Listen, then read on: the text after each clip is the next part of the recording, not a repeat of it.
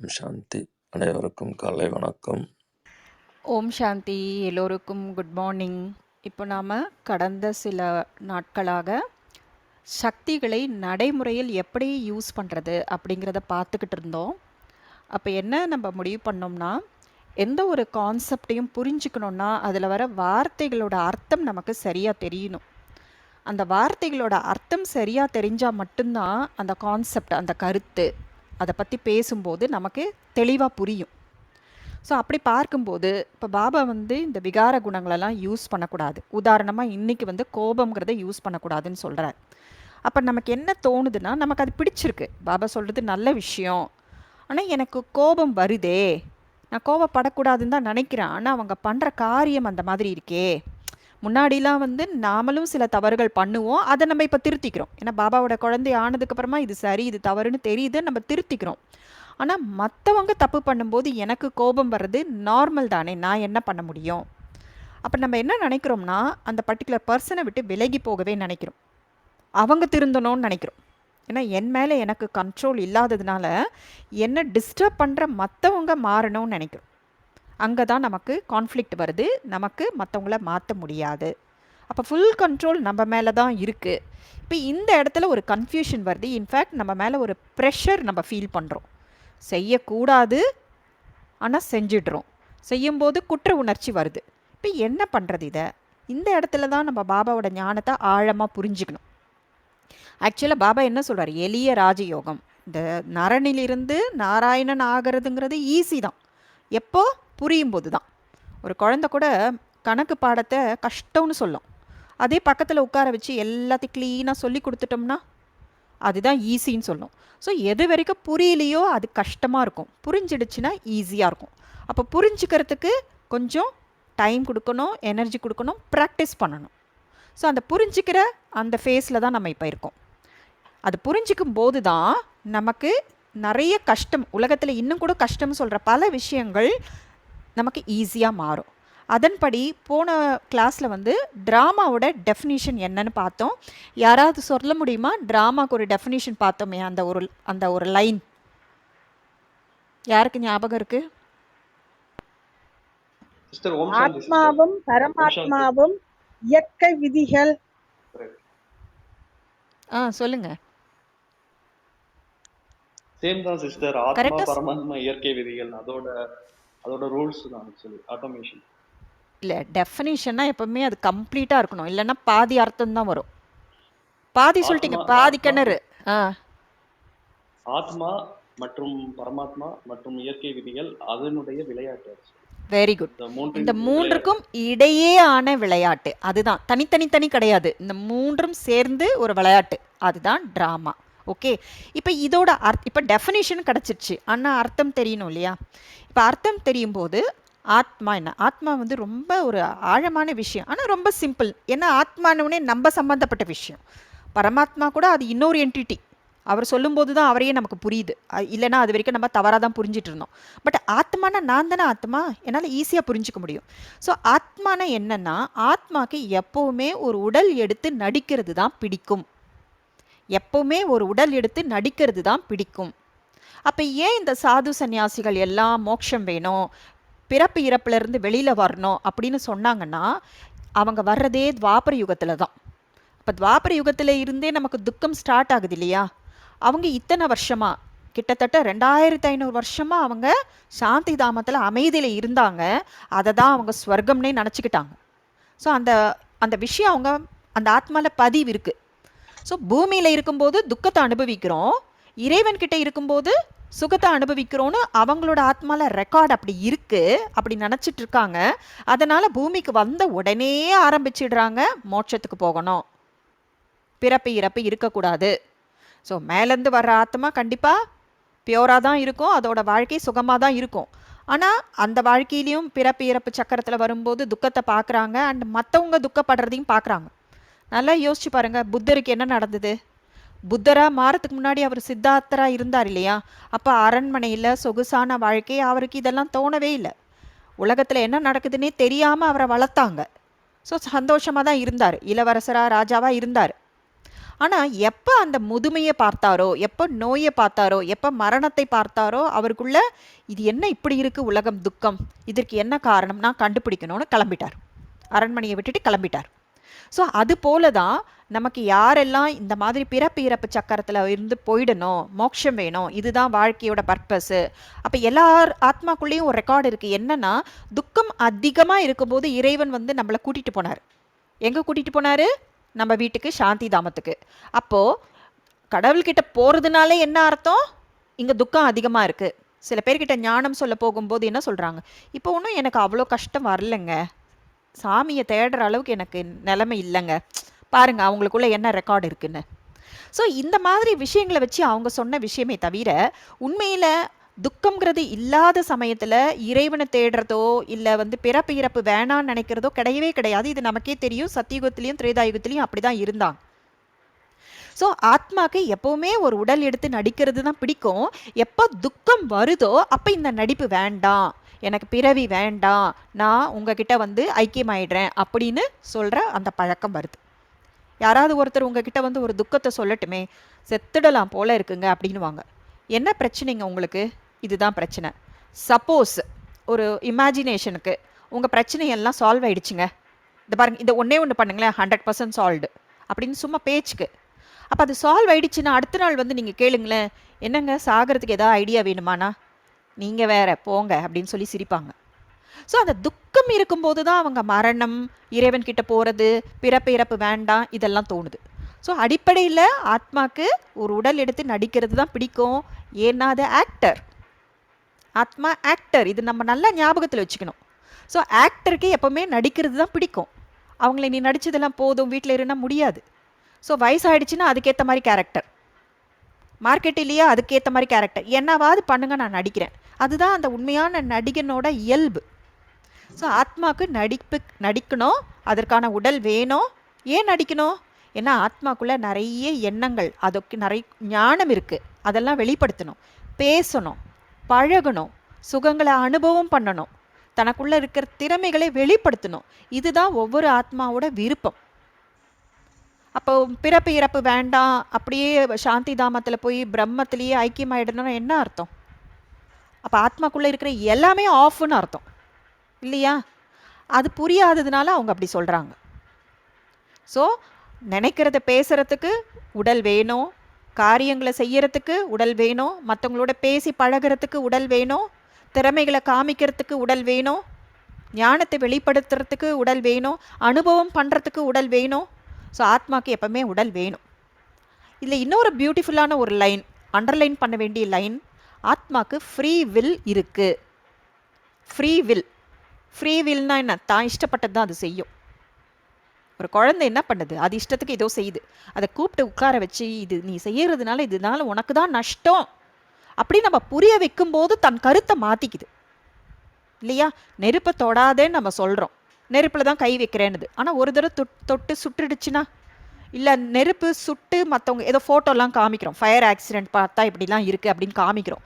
அப்போ தான் அந்த நெருப்போட டேஞ்சர் என்ன, நெருப்பை எந்த விதமாக யூஸ் பண்ணணும், கேர்ஃபுல்லாக இருக்கணும், யூஸும் பண்ணணும், கேர்ஃபுல்லாக இருக்கணும், இந்த ஞானமெல்லாம் தெரிஞ்சிடுச்சுன்னா. ஸோ அந்த ஃப்ரீ வில் இருக்குது. அதனால்தான் பரமாத்மா சர்வ சக்திவான்.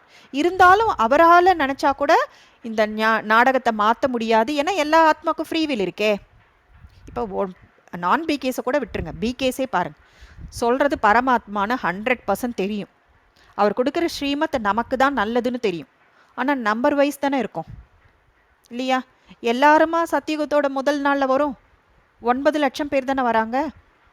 எல்லாருமா அரியணையில் உட்காடுறோம், 108 பேர், 16,108 பேர், அந்த மாதிரி ஒரு நம்பர் இருக்குல்ல. ஏன்? ஞானம் ஒன்றா தான் கொடுக்குறாரு, எல்லாமே ஓப்பன் தான், எதுவும் சீக்ரெட் கிடையாது. சில ஸ்கூலில் கூட செய்வாங்க இந்த மாதிரி, நல்லா படிக்கிற பசங்களை மட்டும் தனியாக கூட்டிகிட்டு போய் ட்ரைனிங் கொடுப்பாங்க, ஏன்னா மற்ற பசங்களுக்கு இன்ட்ரெஸ்டே இல்லைன்னு.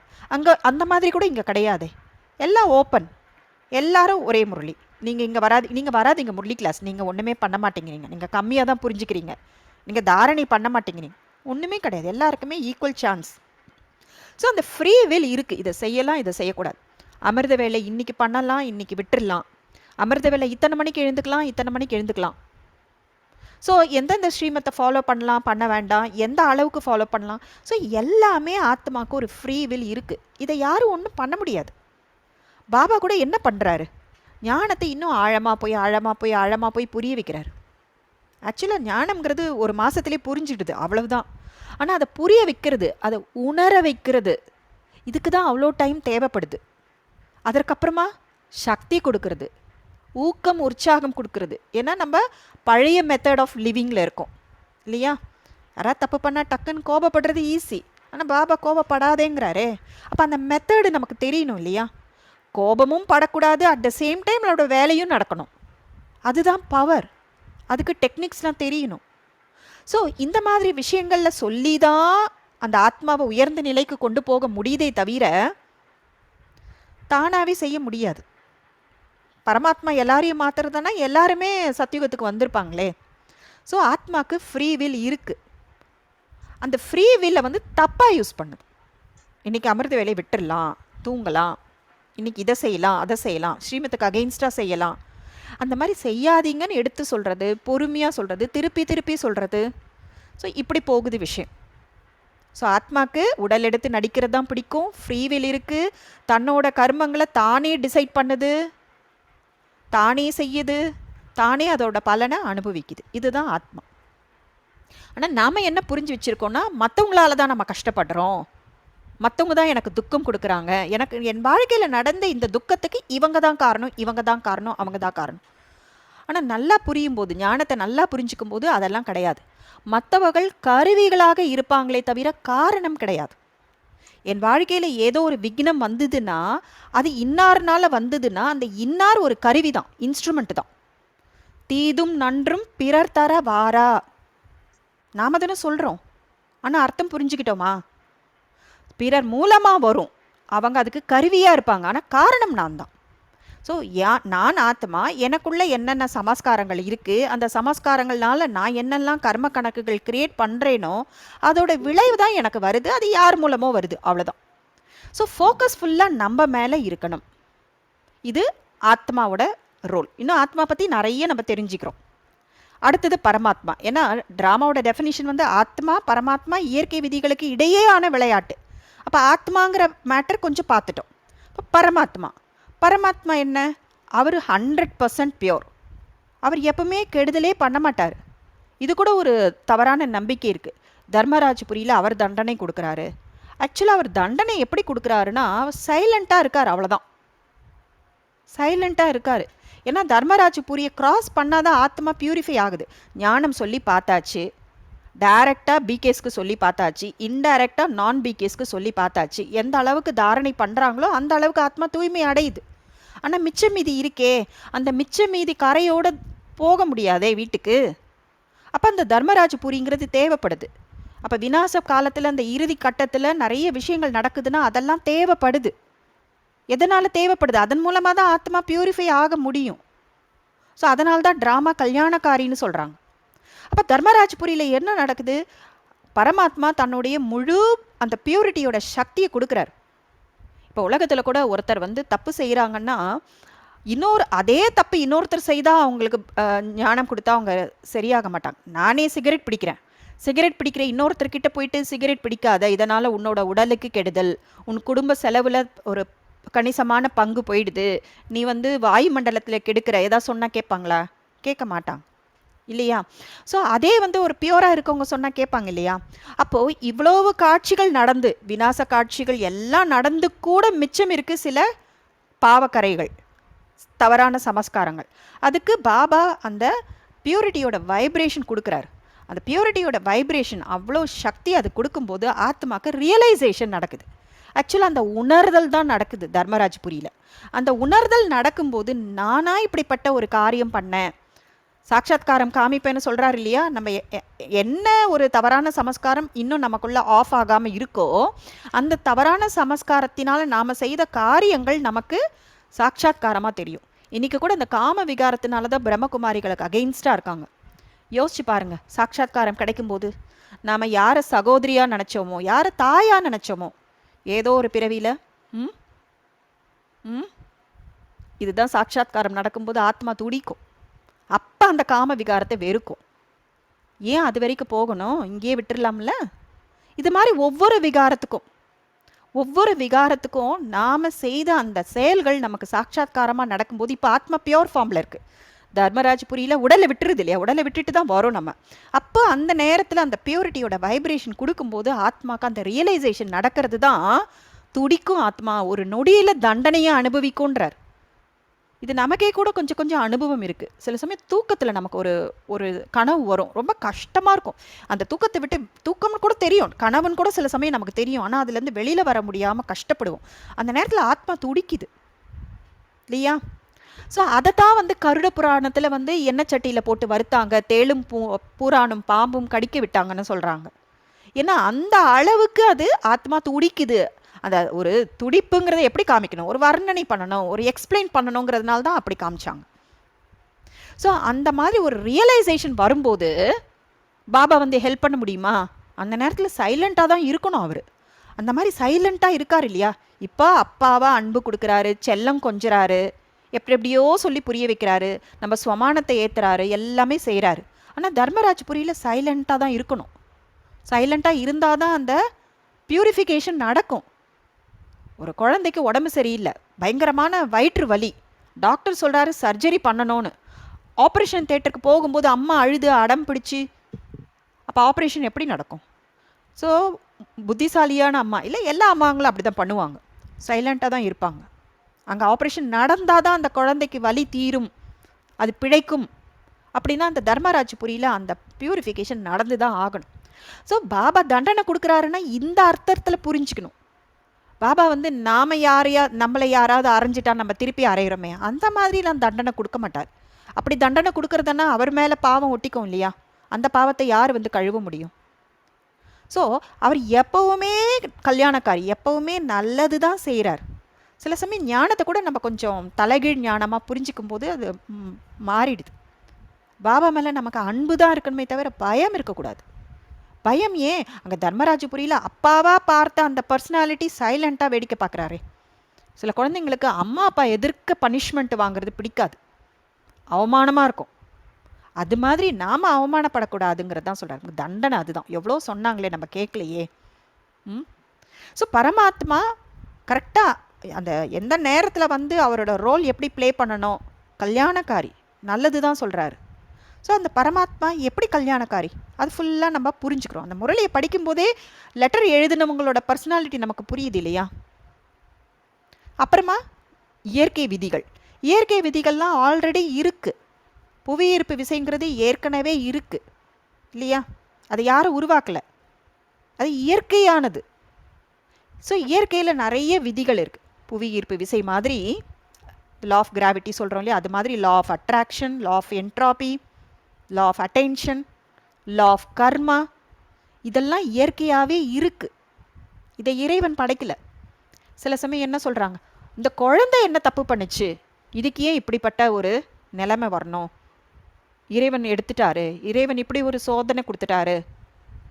இறைவன் கொடுக்கல, எல்லாமே இயற்கையாகவே இருக்குது. இன்றைக்கி நமக்கு குழந்தையாக தெரிகிறது உள்ளே இருக்கிற ஆத்மா பல பிறவைகளை தாண்டி தானே வந்திருக்கு. கர்ம விதி. ஏன் இந்த கர்ம விதி இப்படி படைச்சாரு? இறைவன் படைக்கல, இயற்கையானது. அப்போ பாபா நமக்கு கொடுக்குற ஸ்ரீமத் எல்லாமே இயற்கை விதிகளுக்கு உட்பட்டு சொல்கிறார். நாம் ஃபாலோ பண்ணுற அந்த அமிர்த வேலையாகட்டும், ஸ்வமானம் ப்ராக்டிஸாக இருக்கட்டும், சுயதரிசன சக்கரம் சுற்றுறதாகட்டும், எல்லாத்துலேயுமே ஆழமாக இயற்கை விதிகள் பின்னப்பட்டிருக்கு. பாபா இயற்கை விதிகளுக்கு மீறி எதுவும் செய்ய முடியாது. சில பேர் கேட்குறாங்களே, பாபாவோட குழந்தையாயாச்சு, அப்போ கூட ஏன் துர்மரணம், அகால மரணம் ஏன் நடந்தது? இயற்கை விதி. அதனால்தான் பாபா நானும் நாடகத்தின் பந்தனத்துக்கு உட்பட்டிருக்கிறேன்னு சொல்கிறார். ட்ராமாவை மாற்றிடுங்க, ட்ராமாவில் எப்படி இருந்தாலும் சரி நீங்கள் மாற்றணும், நீங்கள் தான் சர்வசக்திவானாச்சே. நோ, பாபாவும் இயற்கை விதிகளுக்கு உட்பட்டு தான் செய்ய முடியும். அப்படித்தான் அவர் செய்ய நினைக்கிறாரு, மாட்டாங்கிற அப்படி தான் முடியும். எவ்வளோ ஓப்பனாக சொல்கிறார். நாம் இறைவனை பற்றி ரொம்ப ஹையாக நினச்சிட்டு இருக்கோம், அதில் அவரோட பெருமை கொஞ்சம் குறையுது, இருந்தாலும் பரவாயில்ல நான் உண்மை தான் சொல்வேங்கிறார். ஏன்னா உண்மை தான் நமக்கு எப்பவுமே நல்லது. அலங்காரம் பண்ணப்பட்ட பொய்யை விட நிர்வாணமான உண்மை தான் நமக்கு நல்லது பண்ணும். அந்த உண்மையை எடுத்துக்கிற மனப்பக்குவம் நமக்கு வரணும்.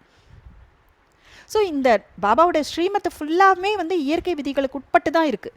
அதனால தான் அந்த பாபாவோட குழந்தைகளாக ஆகாதவங்களுக்கு கூட இந்த விஷயம்லாம் வெளியில் பேசுகிறாங்க. லா ஆஃப் அட்ராக்ஷன் பற்றி பேசுகிறாங்க, லா ஆஃப் கர்மா பற்றி ஃபுல் நாலேஜ் கிடையாது, 100% பியோர் கிடையாது. ஆனாலும் அவங்களும் அதெல்லாம் ஃபாலோ பண்ணுறாங்க. ஏன்னா அவங்களுக்கும் ஒரு சதோ பிரதானம் இருக்கு இல்லையா? ஸோ ட்ராமா எல்லாருக்குமே நன்மை தான் படுது. ஸோ இந்த ட்ராமாங்கிற விஷயத்தில் நம்ம ஒரு சின்னதாக இதை புரிஞ்சுக்கிறோம். ஆத்மாவோட குணம் என்ன, பரமாத்மாவோட குணம் என்ன, இயற்கை விதிகள் எப்படிலாம் இருக்குது, லா ஆஃப் என்ட்ராபி. எந்த ஒன்று புதுசும் பழசு ஆகித்தான் ஆகணும். நாம் வந்து ஏன் துவாபர யுகத்திலே வரல, துவாபர யுகத்திலே வந்திருந்தா 2 பாயிண்ட் சொல்லலாம். லா ஆஃப் என்ட்ராபி படி கீழே வந்து தானே ஆகணும், அதை மீற முடியாது இல்லை. அதனால் அவர் கலியுகத்தோட இறுதியில் தான் வருவார், ட்ராமா ரூலை மாற்ற முடியாது. அதே போல் அவர் வரலனாலும் அதற்கு வேண்டிய ஏற்பாடு பண்ணிட்டு தானே போயிருக்கார். ஒவ்வொரு மகான் ஆத்மாக்களும் 200-300 வருஷத்துக்கு ஒரு தடவை வந்தாங்க இல்லையா, ஞானம் சொன்னாங்க இல்லையா.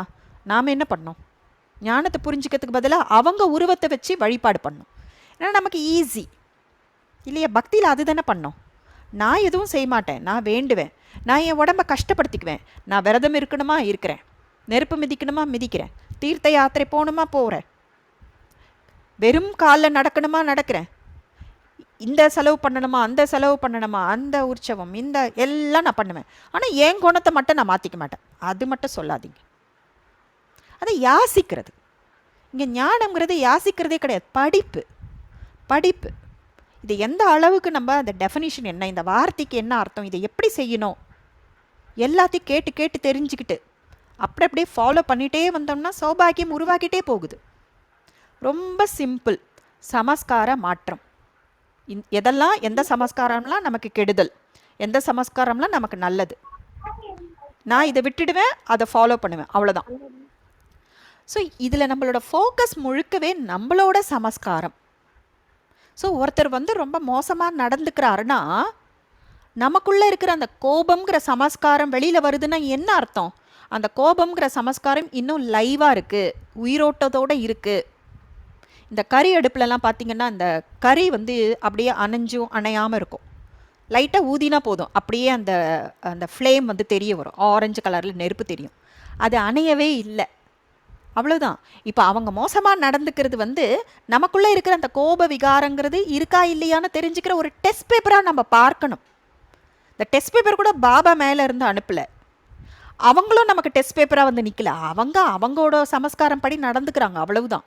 ஆனால் அந்த பார்த்துட்டு எனக்குள்ளே ஒரு கோபம் வருது, எரிச்சல் வருது, சிடுசிடுப்பு வருது, நான் அப்செட் ஆகிறேன், டென்ஷன் ஆகிறேன், எனக்குள்ளே டிஸ்டர்பன்ஸ் க்ரியேட் ஆகுதுன்னா என்ன அர்த்தம், எனக்குள்ளே இன்னும் அந்த கோபம் அணையலை. நம்ம ரொம்ப ஒரு சாத்விகமான சூழ்நிலையில் மதுபன் போகிறோம், அங்கே எல்லாம் சாத்விகமாக இருக்குது. அப்போ நமக்குள்ளே அந்த கோபங்கிற அகங்காரம் வெளியில், கோபங்கிற அந்த விகாரம் வெளியில் வரதுக்கான வாய்ப்பே இல்லை. அப்போ நம்ம என்ன சொல்கிறோம், கஷ்டமாக இருக்குது, திரும்ப வீட்டுக்கு போகணும், திரும்ப தொழிலுக்கு போகணும், இங்கே எவ்வளவு நல்லா இருக்குது. அப்போ எப்படி நமக்கு தெரிய வரும், நமக்குள்ளே அதெல்லாம் ஆஃப் ஆயிருக்கான்னு தெரிய வரணும் இல்லையா. நம்ம என்ன பார்த்தோம், இந்த தவறான சமஸ்காரங்களாம் பிளாக் பல்பு, அந்த ஆத்மாக்குள்ளே ரெக்கார்டு இருக்குது.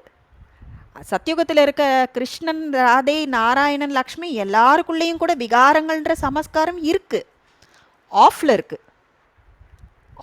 அதுதான் ஆத்மாக்கும் பரமாத்மாக்கும் இருக்கிற டிஃப்ரென்ஸ். பரமாத்மாக்குள்ளே இல்லவே இல்லை.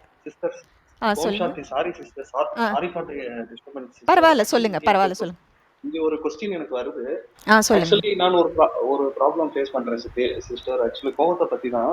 அதாவது எனக்கு வந்து கோவம் வந்து அவங்க மேல இல்ல ஆக்சுவலி. ஓகே சிஸ்டர், அவங்க மேல எனக்கு கோவம் கிடையாது.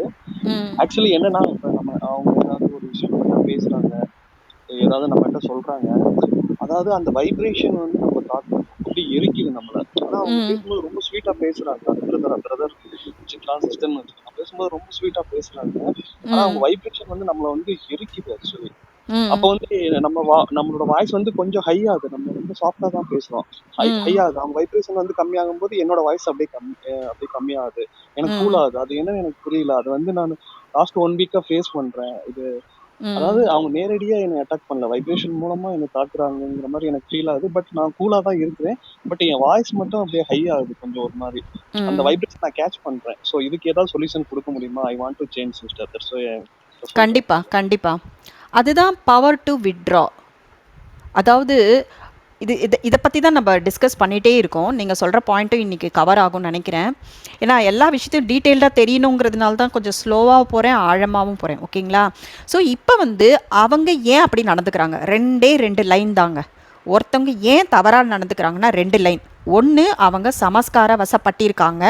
2வது, கர்ம கணக்கின்படி அப்படி செய்கிறாங்க. நாம் கிரியேட் பண்ண கர்மத்தோட ஒரு விளைவாக அவங்க நடந்துக்கிறாங்க. ஓகேவா? இது 2 தவிர வேறு காரணமே இல்லை. இந்த லைன் கிளியருங்களா brother? Yes clear sister, yes clear. So அந்த பர்சன் வந்து அவங்க சமஸ்காரத்தின்படி அப்படி நடந்துக்கிறாங்க, இல்லைன்னா நமக்கும் அவங்களுக்கும் இருக்கிற கர்ம கணக்கின்படி அவங்க நடந்துக்கிறாங்க. ஏன்னா ட்ராமா முடியும் போது செட்டில்மெண்ட் ஆகணும்ல, நம்ம அனுப்பின பிளாக் பால்லாம் நமக்கு திரும்பி வந்து தானே ஆகணும்.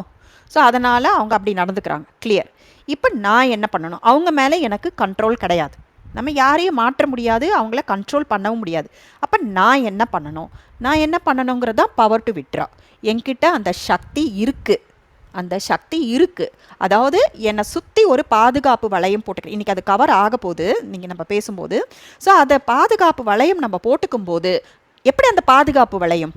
2 விஷயம். ஒன்று வந்து நம்மக்கிட்ட இருந்து எண்ணம் வரணும். அதாவது நீங்கள் இங்கே இருக்கீங்க, அவங்கக்கிட்டேருந்து ஒரு நெகட்டிவ் எனர்ஜி வருது.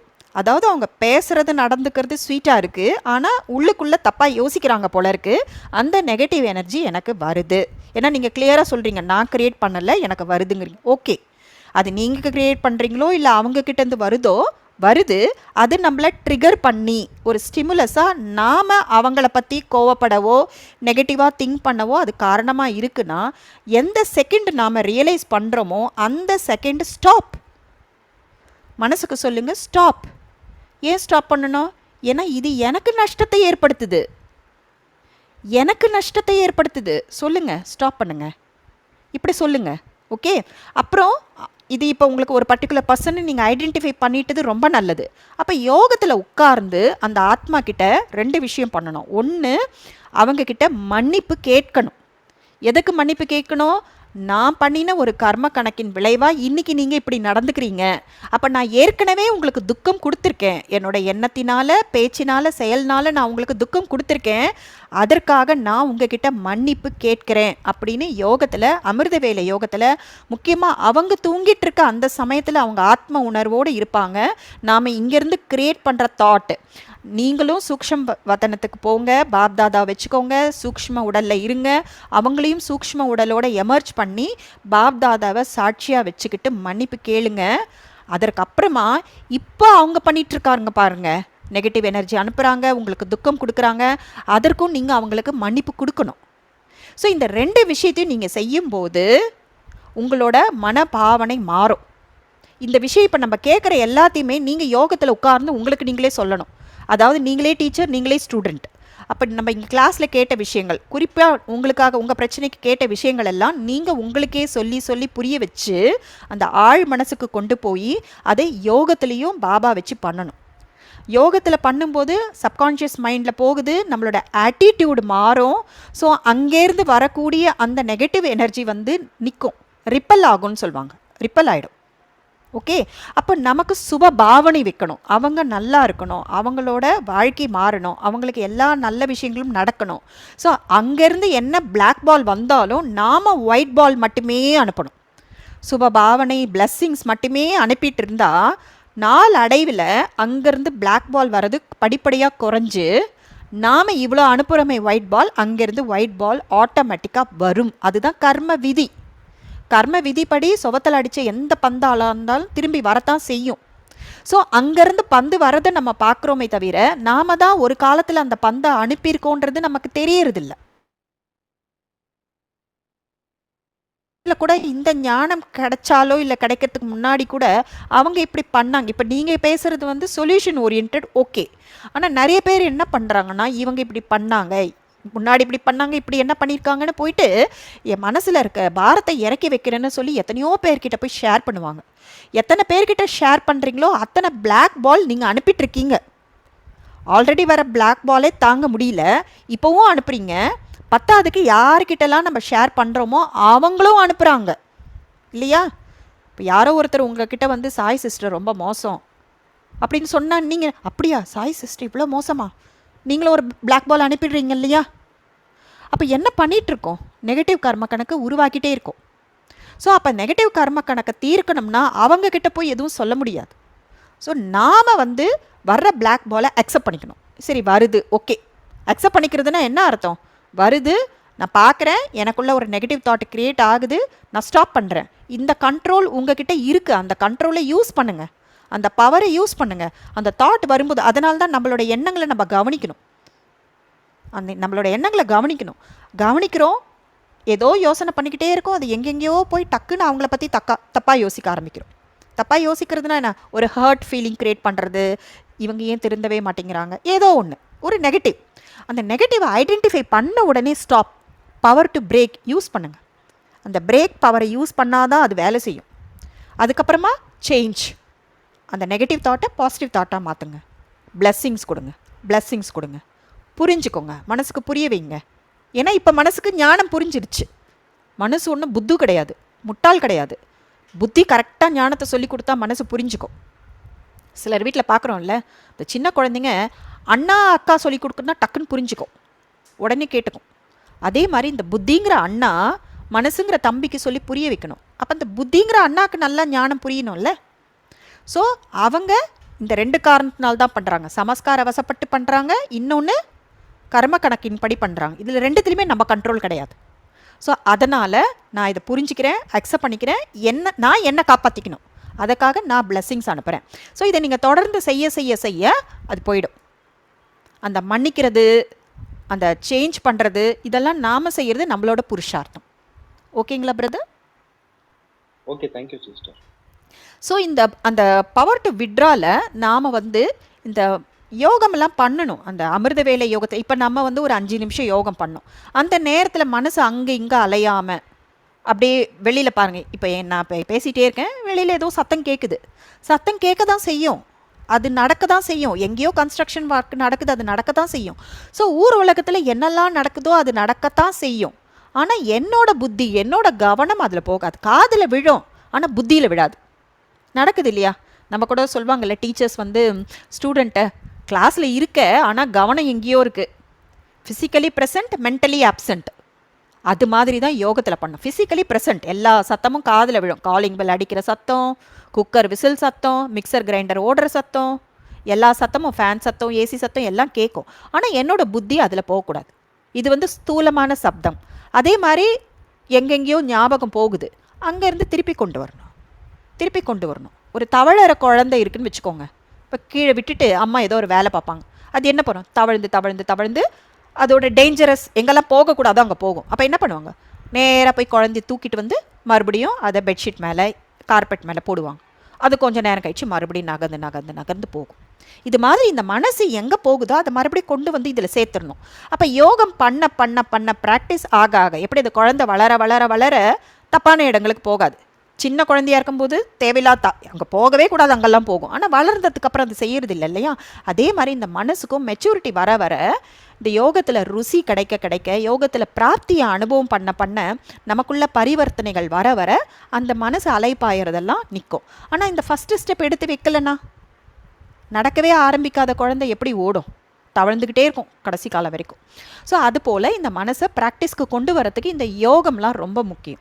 ஸோ அந்த டிராஃபிக் கண்ட்ரோலை டக்குன்னு விட்ரா பண்ணுறோம்ல, ஏதோ ஒரு வேலை பிஸியாக பண்ணிகிட்டே இருக்கோம், டக்குன்னு அந்த 2 minutes 3 minutes விட்ரா பண்ணுறோம்ல, இந்த ப்ராக்டிஸ் தான் வேறு யாராவது நம்மக்கிட்ட கோவமாக நடந்துக்கிறாங்க, நம்மளோட டிஸ்டர்ப் பண்ணிவிடுவாங்க. அவங்க பண்ணக்கூடிய ஒரு விஷயம் நமக்குள்ளே டிஸ்டர்பன்ஸ் க்ரியேட் ஆகிடும்.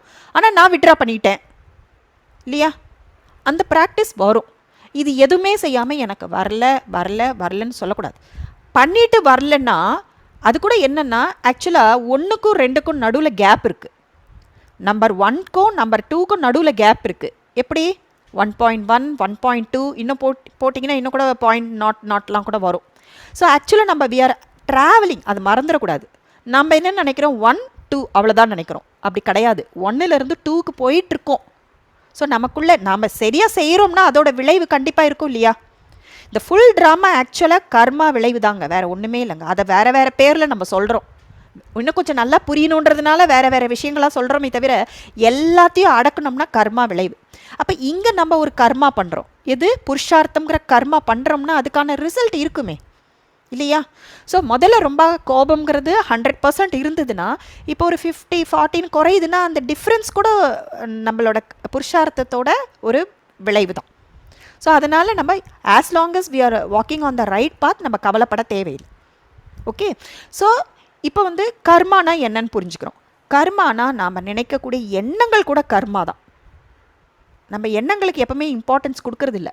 யார்கிட்டையாவது பேசுகிறோம், சம்மந்தப்பட்டவங்க தான் கூட இல்லையே, ஆனாலும் எண்ணங்கள் மூலமாக வைப்ரேஷன்ஸ் போயிடும். ஸோ அப்போ எப்படி உறவு சரியாகும்? அங்கேருந்து பிளாக் பால் வரத்தான் செய்யும். அவங்கக்கிட்ட இருக்கிறது வெறும் பிளாக் பால் தான், ஏன்னா சமஸ்காரம். அவங்க பிளாக் பால் தான் அனுப்புவாங்க. அப்போ நம்ம பர்சனலாக எடுத்துக்கூடாது. என்ன தான் அவமானம் பண்ணுறாங்க, என்ன தான் பண்ணோம், என் இடத்துல யாராக இருந்தாலும் அவங்க அப்படி தான் பண்ணுவாங்க, ஏன்னா அவங்க சமஸ்காரம் அப்படி இருக்குது. அவங்க சமஸ்காரம் மாற்றம் எப்படி பண்ண போகிறாங்கன்றது பாபாவோட பிரச்சனை, நம்ம பிரச்சனை இல்லை. ஸோ நாம் வந்து பாசிட்டிவாக இன்ஃப்ளூயன்ஸ் பண்ணலாம். எப்படி? ஞானம் கேட்குறவங்களா இருந்தால் ஞானம் சொல்லலாம், அது கூட யுக்தியாக சொல்லலாம், வைப்ரேஷன்ஸ் அனுப்பலாம். அமிர்த வேலை இருக்கவே இருக்குது. அமிர்த வேலையில் ஒருத்தரை எமர்ஜ் பண்ணி நேரில் இருக்கும்போது என்னெல்லாம் பேசணும்னு நினைக்கிறோமோ அது எல்லாமே நீங்கள் தாராளமாக பேசலாம். அவங்கக்கிட்ட போய் சேரும். ஆனால் தொடர்ந்து செய்யணும். ஏன்னா அந்த டார்க்கு எவ்வளவு இருக்கோ அந்த அளவுக்கு ஒயிட் அடிக்கணும் இல்லையா, அந்த கரை போகணும் இல்லையா, அந்த அளவுக்கு எஃபர்ட் தேவைப்படும். ஸோ அப்படி இருக்கும்போது அவங்க சமஸ்காரம் மாறலைன்னா கூட அட்லீஸ்ட் நம்மக்கிட்ட ஒழுங்காக நடந்துப்பாங்க. இதுக்கெல்லாம் ப்ராக்டிக்கல் ப்ரூஃப் இருக்குது. இல்லைன்னா 30 வருஷம் 40 வருஷம் யாராவது ராஜயோகம் ஃபாலோ பண்ணுவாங்களா? ஏதோ பிராப்தி கிடச்சதுனால தானே பண்ணுறாங்க. ப்ராக்டிக்கல் ப்ரூஃப் இருக்குது. நமக்கு கொஞ்சம் பொறுமை வேணும். இன்றைக்கி பண்ணோம், நாளைக்கு ரிசல்ட் முடியுமா? ஏன்னா அந்த இடத்துல எவ்வளவு பிளாக் இருக்கோ, இல்லை நமக்குள்ளேயே எவ்வளோ பிளாக் இருக்கோ. ஸோ க்ளீன் ஆகின்னு இருக்குது. க்ளீன் ஆகுறது நமக்கு தெரியல. நம்ம நேராக ஒயிட்டை தான் பார்க்கணுன்னு நினைக்கிறோம். பிளாக் ப்ரௌன் ஆகுது, டார்க்கு கொஞ்சம் டார்க்னஸ் கம்மியாயிட்டே வருது, இதெல்லாம் பார்க்கணும் இல்லையா? ஸோ கர்மாங்கிறது எண்ணங்கள்லேருந்தே ஸ்டார்ட் ஆகிடுது. நாம் பேசுகிற பேச்சு, நம்மளோட செயல்கள், எண்ணங்கள். ஏன்னா எண்ணங்கள்லேருந்து தான் வார்த்தைகளும் செயல்களுமே வருது. உங்களுக்கு தெரியவே தெரியாத ஒரு டாபிக் நான் பேசுகிறேன், என்ன பிரதர் நினைக்கிறீங்க? அப்போ என்ன சொல்வீங்க? ஒன்றும் நினைக்கல, நான் இதை ஃபஸ்ட் டைம் கேட்குறேன். ஏன்? இன்னும் அதை பற்றி நீங்கள் எண்ணங்கள் க்ரியேட் பண்ணலை. ஸோ எண்ணங்கள் க்ரியேட் பண்ணதுக்கப்புறம் தான் அது வார்த்தைகளாக வரும் இல்லையா? அப்போ நம்ம வாயில வரக்கூடிய வார்த்தைகள், நம்ம செய்யக்கூடிய செயல்கள் எல்லாமே எண்ணங்கள்ல இருந்து தான் வருதுன்னா அந்த எண்ணங்கள் எவ்வளோ இம்பார்ட்டண்ட். எண்ணங்களுக்கு இம்பார்ட்டன்ஸ் கொடுக்குறோமா? மனசுக்குள்ளே வருத்தப்படுறது, வலியே, பாபா கிட்ட போய் சொல்லிடுங்க, பாபா இந்த மாதிரிலாம் நடக்குது, ஏன் நான் கொஞ்சம் அப்செட்டாக இருக்கேன். பாபா அந்த மருந்து போட்டுருவார்ல, நடக்குதா இல்லையா? காயத்துக்கு மருந்து போடுறாரு இல்லையா? இதே மனுஷங்க கிட்ட போய் சொன்னால் அவங்க மனசும் டிஸ்டர்ப் ஆகிடுது. அவங்களும் அந்த பர்டிகுலர் பர்சனை பற்றி தப்பாக நினச்சிடுவாங்க, ஏன்னா மனித ஆத்மா இல்லையா? ஸோ சொல்யூஷன் கேட்குறது வேறு விஷயம். ஷேரிங் பாபா கிட்டேயே பண்ணலாம். பாபா கிட்ட சொல்லிவிட்டு பாபா கிட்ட கொடுத்துட்டு மனசை காலி பண்ணிடணும். திரும்ப திரும்ப அதை பற்றியே பேசக்கூடாது. ஸோ எண்ணங்கள் அவ்வளோ இம்பார்ட்டண்ட். அதனால தான் ராஜயோகத்தில் திங்க் பிஃபோர் யூ திங்க், யோசிக்கிறதுக்கு முன்னாடி யோசிங்க. இந்த மாதிரி யோசிக்கலாமா வேணாமன்றது கூட யோசிக்கணும், அந்தளவுக்கு இம்பார்ட்டண்ட் இருக்குது. ஸோ எந்த ஒரு கர்மாவாக இருந்தாலும் அதற்கு எதிர்விளைவு உண்டுன்னா, நான் யோசிக்கிற எண்ணங்களுக்கு கூட எதிர்விளைவு வரும். இப்போ நீங்கள் சொன்ன மாதிரி வைப்ரேஷன்ஸ் வரும். ஸோ என்னோடைய எய்ம் அண்ட் ஆப்ஜெக்ட் எப்போவுமே மனசில் இருக்கணும். நான் எனக்கு நஷ்டத்தை ஏற்படுத்த மாட்டேன். அவங்கக்கிட்டேருந்து நெகட்டிவ் எனர்ஜி வந்தால் கூட என்னோட சக்தி குறையும். அப்போ நான் அதை ரிப்பல் பண்ணுறதுக்கு நான் பாசிட்டிவ் எனர்ஜி கொடுத்து தான் ஆகணும். இதை தானே நம்ம பக்தியில் வந்து அந்த போர்லாம் காமிக்கும்போது அங்கேருந்து ஒரு அம்பு வரும், இங்கேருந்து ஒரு அம்பு வரும், 2 அம்பும் மோதி எது ஸ்ட்ராங்கான அம்போ, எந்த அஸ்திரம் ஜாஸ்தியாக இருக்கோ அது இன்னொன்று வீழ்ச்சி அடைஞ்சிரும்.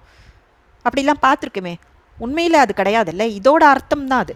அங்கேருந்து எண்ணம்ங்கிற அம்பு வருது, நான் இங்கேருந்து சக்திசாலியான சும்மா லேசான எண்ணம் கிடையாது. அவங்க நல்லா இருக்கட்டும், என்னவோ பண்ணுறாங்க, இருந்தாலும் நல்லா இருக்கட்டும் அப்படின்னா அந்த எண்ணத்தோட குவாலிட்டி கம்மியாயிடுது, சக்தி கம்மியாயிடுது.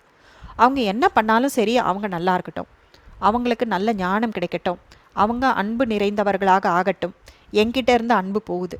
அந்த மாதிரி ஆத்மாக்கள்லாம் உண்மையில் நோயுற்றவர்கள். அவங்களுக்கு நிறைய நம்ம சேவை பண்ணணும். அவங்கள பரந்தாமத்தில் கொண்டு போய் எமர்ஜ் பண்ணி பாபா கிட்டேருந்து சக்தி வாங்கி தரணும், எஸ்பெஷலி அவங்க தூங்குகிற சமயம்.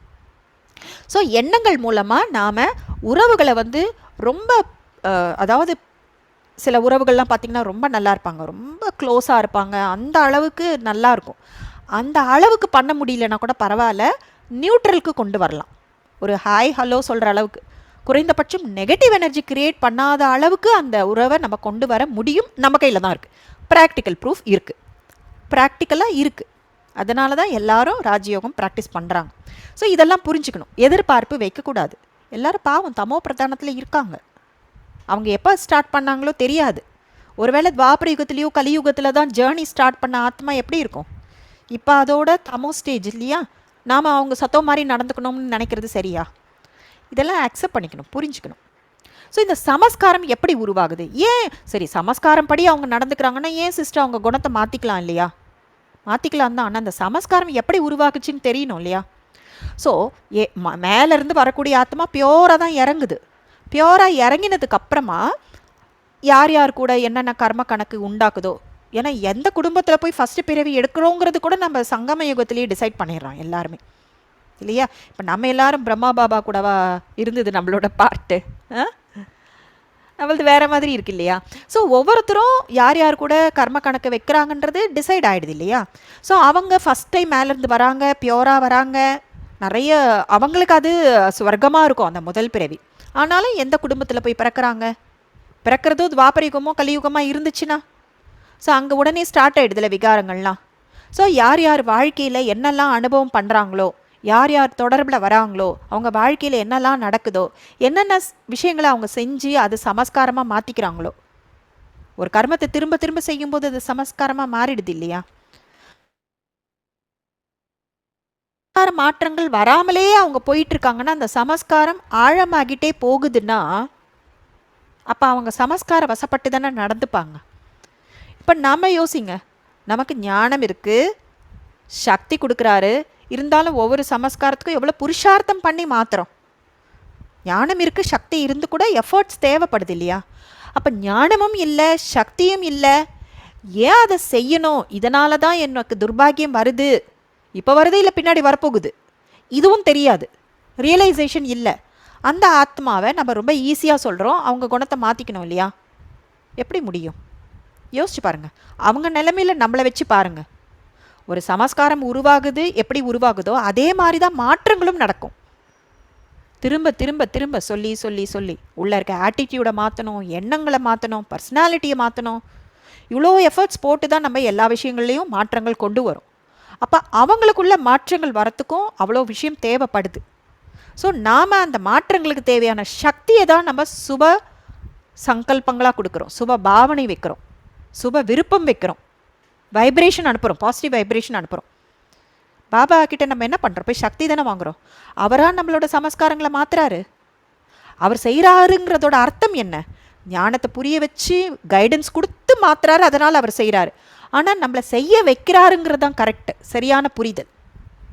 அப்போ அவர் அன்பு கொடுக்குறாரு, ஞானம் கொடுக்குறாரு, ஊக்கம் கொடுக்குறாரு, உற்சாகம் கொடுக்குறாரு, தொடர்ந்து பொறுமையோடு சொல்லி கொடுக்குறாரு. அப்போ தான் நமக்குள்ளேயே அந்த சமஸ்கார மாற்றங்கள் வருதுன்னா அந்த ஆத்மாக்கு உடனே நடக்காது இல்லையா? ஸோ நம்மக்கிட்ட இருக்கிற கண்ட்ரோல் வந்து பாசிட்டிவ் வைப்ரேஷன்ஸ் அனுப்புறது, அவங்கக்கிட்ட வந்து அந்த அவங்க தூங்குகிற நேரத்தில் யோகத்தில் அவங்க கூட பேசுறது, இதன் மூலமாக நம்ம செய்ய முடியும். ஓகே, ஸோ இதுதான் சமஸ்காரம் உருவாகிற மெத்தட். அப்போ சமஸ்காரங்களை எரேஸ் பண்ணுறதுனால இதுதான் மெத்தடு. ஸோ அந்த தவறான சமஸ்காரத்தை யூஸ் பண்ணக்கூடாது. எனக்கு கோபம்ங்கிறது உள்ளே இருக்குன்றதை நான் முதல்ல கண்டுபிடிச்சிக்கிறேன், எனக்கு தெரியுது. அப்போ அந்த கோபத்தை உண்டு பண்ணவங்க மேலே நமக்கு கோபம் வர வேண்டாம், அவங்களுக்கு தேங்க்ஸ் தான் சொல்லணும். நல்ல வேலை நீங்கள் இப்படி நடந்தீங்க, அதனால தான் எனக்குள்ளே இந்த கோபம்ங்கிற கறி இன்னும் நெருப்பு இருக்குன்றதுன்னு நான் கண்டுபிடிச்சேன். ஸோ நான் இப்போ என்ன பண்ணுவேன்? கான்ஷியஸாக விழிப்புணர்வோட. இதுக்கு முன்னாடி அப்படி கிடையாது, அப்படியே லைஃப் போயிட்டு இருந்தது. என்ன தோணுச்சோ எண்ணம் பாட்டு வந்துக்கிட்டே இருக்கும். ஒரு விஷயம் நடந்தால் அதை பற்றி ஒரு வாரம், 10 நாள், ஒரு மாதம், ஒரு வருஷம் கூட யோசிப்போம். மனசில் என்ன நினைக்குதோ அதை சொல்லுவோம். கேட்டால் பெருமையாக வேறு சொல்லுவோம், என் மனசில் பட்டதை நான் சொல்லிட்டேன். ஆனால் இப்போ சொல்ல மாட்டோம். மனசில் பட்டால் கூட அது சரிதானான்னு யோசிச்சுட்டு சொல்லுவோம் இல்லையா? ஸோ இந்த மாதிரி நம்ம ஒரு விதமாக வாழ்ந்துட்டு இருந்தோம். இப்போ நம்மளோட வே ஆஃப் லிவிங் மாறுது. அப்போ இந்த சமஸ்காரத்தை நான் யூஸ் பண்ண மாட்டேன்னு விழிப்புணர்வோடு இருக்கிறது. முன்னாடி அந்த விழிப்புணர்வு அவேர்னஸ் கிடையாது, அப்படி அப்படியே நடந்துட்டு இருந்தோம். நம்ம மோஸ்ட்லி 90% மேலே நம்ம சமஸ்காரத்தின் படி தான் நடந்துக்கிறோம். அந்த சமஸ்காரம் மாற்றம் பண்ணுறதுக்கு கொஞ்சம் அவேர்னஸ் க்ரியேட் பண்ணுறோம். இப்போ கூட என்ன பண்ணுறோம்? அந்த அசுர சமஸ்காரங்கள் படி நடந்துட்டு இருந்தது தெய்வீக சமஸ்காரங்கள் மாத்திரத்துக்கு சமஸ்காரங்களை உருவாக்கிட்டு இருக்கோம். உருவாக்குறதுனா என்ன அர்த்தம்? ஏற்கனவே இருக்க சமஸ்காரத்தை எமர்ஜ் பண்ணுறோம். யூஸ் பண்ணால் தான் எமர்ஜ் ஆகும். ஸோ கோபங்கிற ஒரு சமஸ்காரம் எனக்குள்ளே இருக்குது, அதனால் நான் முதல்ல அதை யூஸ் பண்ண மாட்டேன், இதனால் எனக்கு நஷ்டம் வருது, இந்த குணம் தான் எனக்கு நல்லது, இதன் மூலமாக தான் நான் பல பிறவிகளுக்கு அந்த குணத்தை யூஸ் பண்ணுவேன். இப்படி சமஸ்கார மாற்றங்களும் இதே வழியில் தான் நடக்கும். ஒரு பாதையில் நடந்து போய் போய் போய் பாதை உருவாகிடுச்சு. இப்போ இந்த பாதை தப்பு, இது போய் சேரக்கூடிய இடம் எனக்கு வேண்டிய இடம் கிடையாது. அப்போ பாதையை மாற்றுறோம், வே சேஞ்ச் பண்ணுறோம்.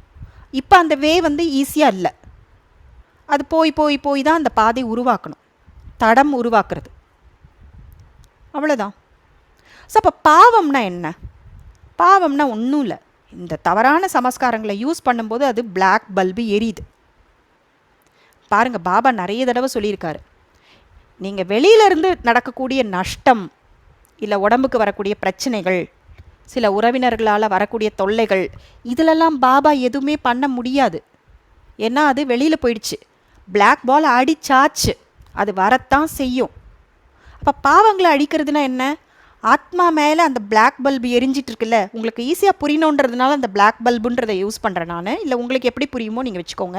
ஏன்னா நிறைய டைம் பாவங்களை அழிப்பது, சமஸ்காரங்களை அழிப்பதுன்னு தான் நம்மளோட தியான வர்ணனைலாம் இருக்கும். உண்மையில் என்ன அர்த்தம்? அழிக்கிறதுனா என்ன அர்த்தம்னா யூஸ் பண்ணலைன்னு அர்த்தம். யூஸ் பண்ணாத ஒன்று இல்லாத ஒன்றுக்கு சமம்.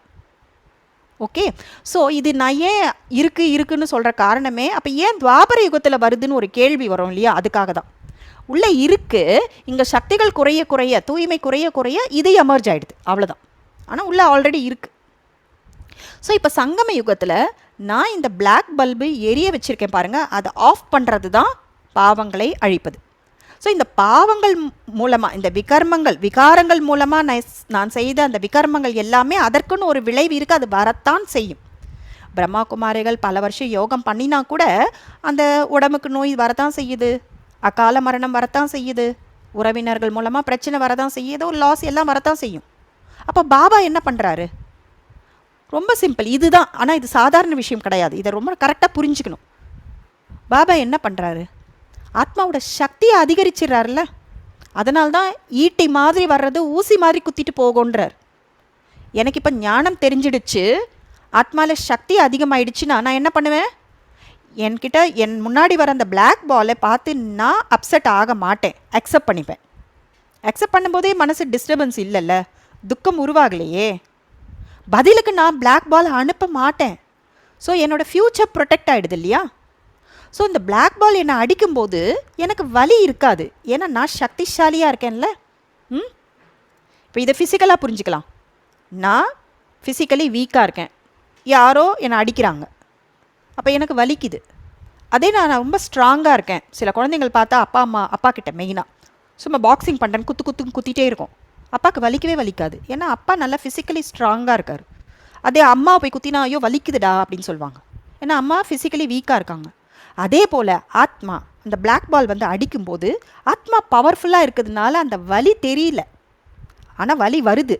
இது இன்னும் சிம்பிளாக சொல்கிறதுனா, இந்த டாக்டர்ஸ் சர்ஜரி பண்ணும்போது இன்ஜெக்ஷன் போடுறாங்கல்ல, அனஸ்தீஷியா கொடுக்குறாங்கல்ல, சர்ஜரி பண்ணுறாங்க, கட் பண்ணுறாங்க, ஸ்டிச் பண்ணுறாங்க, வலி ஆக்சுவலாக இருக்குது. பெயின் கில்லர் மெடிசன் கொடுக்கும்போது வலி தெரியறதில்ல, வலி இருக்குது ஆனால் தெரியறதில்ல. அந்த எஃபெக்டை தான் நமக்கு பண்ணுறாரு. இது சாதாரண விஷயமா?